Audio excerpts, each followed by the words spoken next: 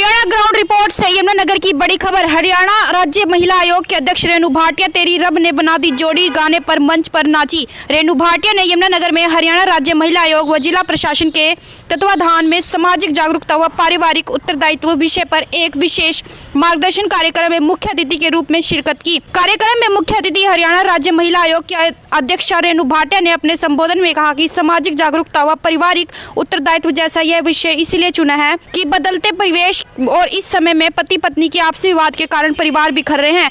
हमें आपसी बातचीत के माध्यम से अपने परिवार को बिखरने से बचाना होगा। उन्होंने अपने जीवन घटित घटनाओं पर भी विस्तार से जानकारी दी। उन्होंने कहा कि हम अपने बच्चों को संस्कारवान और शिक्षित बनाना है, क्योंकि जीवन में आगे बढ़ने के लिए संस्कारवान होना बहुत ही जरूरी है। संस्कारवान बेटा बेटी मजबूती के साथ आगे बढ़ सकते हैं। घर के सदस्य समझने के लिए दूसरे परिवार से बहू के रूप में आई बेटी को कम से कम 2 वर्ष का समय अवश्य देना चाहिए। उन्होंने कहा कि 16 वर्ष की आयु तक अपने बच्चों का ध्यान रखें और उनमें एक दूसरे के प्रति आदर सम्मान की भावना पैदा करें तथा बच्चों में परिवार रिश्ते आदि के इज्जत करना आदि बातें समझाएं। क्योंकि मैं भी पुलिस अधीक्षक के तौर पे इस चीज को बिल्कुल क्लियरली फील कर सकता हूं कि 3 साल में मैं 20 से 22 जिले में एसपी रहा था और अब दोबारा से हूं, तो मैट्रिमोनियल डिस्प्यूट्स जो वैवाहिक मतभेद हैं, ये जो केसेस हैं, इनकी संख्या बढ़ती जा रही है। अब मेरे ऑफिस पे जो कंप्लेनेंट्स आते हैं, हर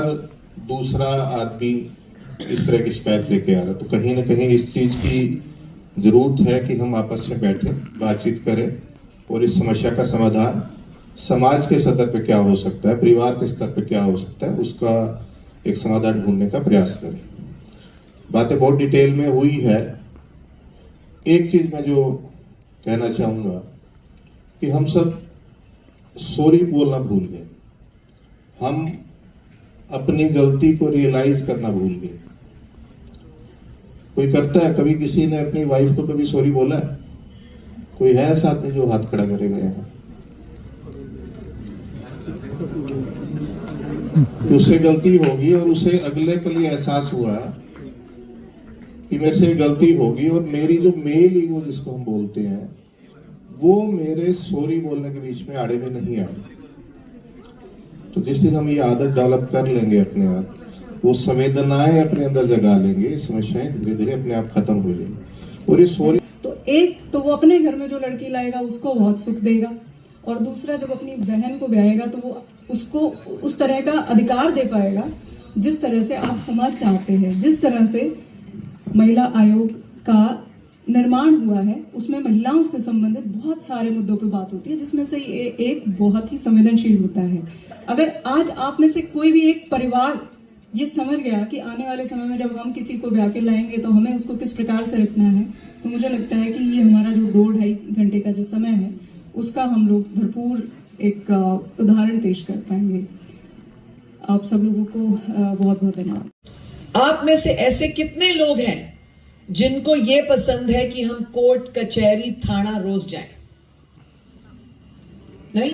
तो जैसा एसपी साहब ने बताया, छोटी छोटी बात पे चिक चिक ना करते, सॉरी कहने में आपको जिल्लत ना लगती, पैचअप करने में आपको बुराई ना लगती, लेकिन आपको तो लगता है हम तो सास वाले हैं, हम तो ससुराल वाले हैं, तो हम कैसे नीचे झुक जाएं? और इसलिए याद रखना, अभी शिक्षा की बात हो रही थी, मैडम ने भी कहा बेटियों को हमें पढ़ाना चाहिए, बेटों को भी पढ़ाना चाहिए। जब हम इक्वल होने की बात करते हैं, बेटा बेटी एक समान, जब पढ़ाई में एक समान, पैदा करने में एक समान, पालने में एक समान, तो फिर बड़े होते ही फर्क क्यों? क्या हम अपनी बहू का नाम, हम अपने बेटे को क्या कहते हैं? ये तो मेरा बेटा है, ये तो मेरा राजकुमार है, ये तो मेरा लाडला है।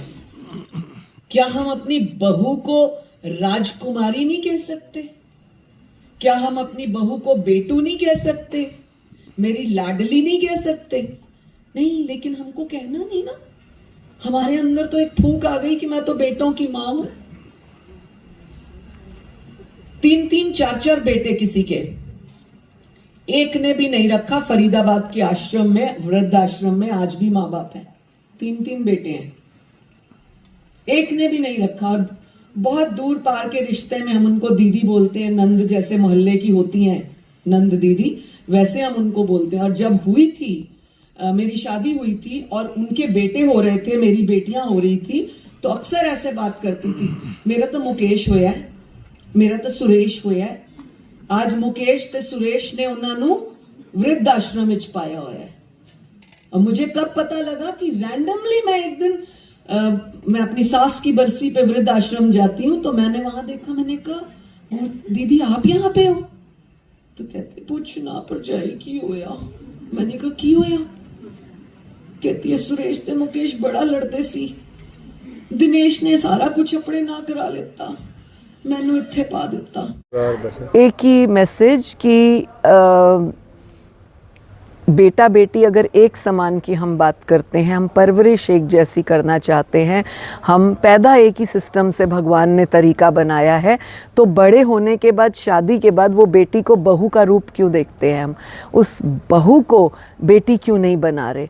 बहुत सारी दिक्कतें हल होंगी। ये जो अलग होने में इतना पैसा दे उतना पैसा दे, ये बहुत सारी चीज़ों में ना कमी आएगी। आप विश्वास करिए, Within 1 year you will find the difference. Ma'am जैसे अब रोड में रिश्ते हो रहे हैं, प्रॉब्लम्स हो रही है, NRI केसेस, NRI जो प्रॉब्लम्स आई, तो उसमें कितना सक्सेस है? इस समय हमारे पास 41 के करीब NRI केसेस हैं जिन पे हमने वर्किंग की है।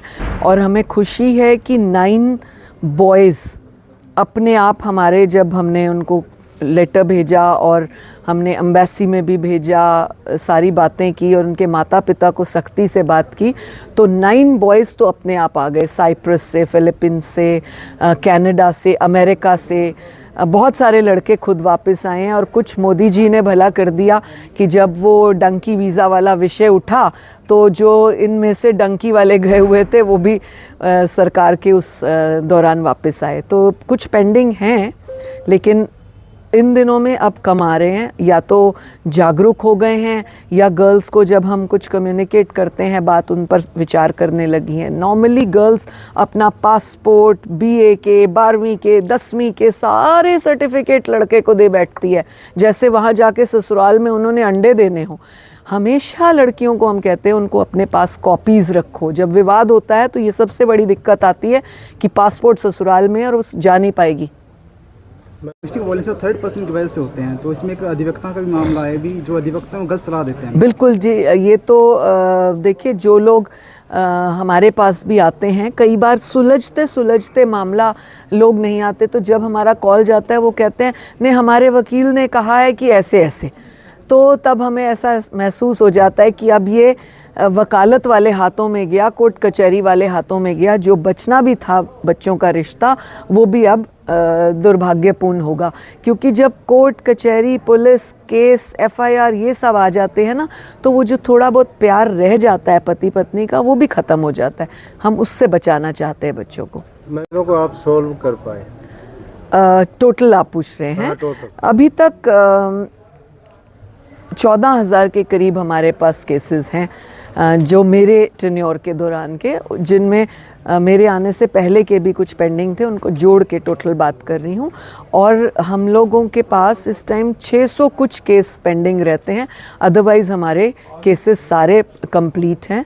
और मुझे इस बात की खुशी है कि मेरा पूरा स्टाफ, पूरी टीम बहुत ही माइन्यूटली केसेस को देखता है, ताकि हम जो परिवारों को जोड़ने की और प्रयास ज़्यादा करें, ना कि उनको सेपरेट करने की। जो आपका प्रयास है वो कितना फलीभूत हुआ? कितने % आप सक्सेस परिवार दोबारा से अपना घर बसा पाए?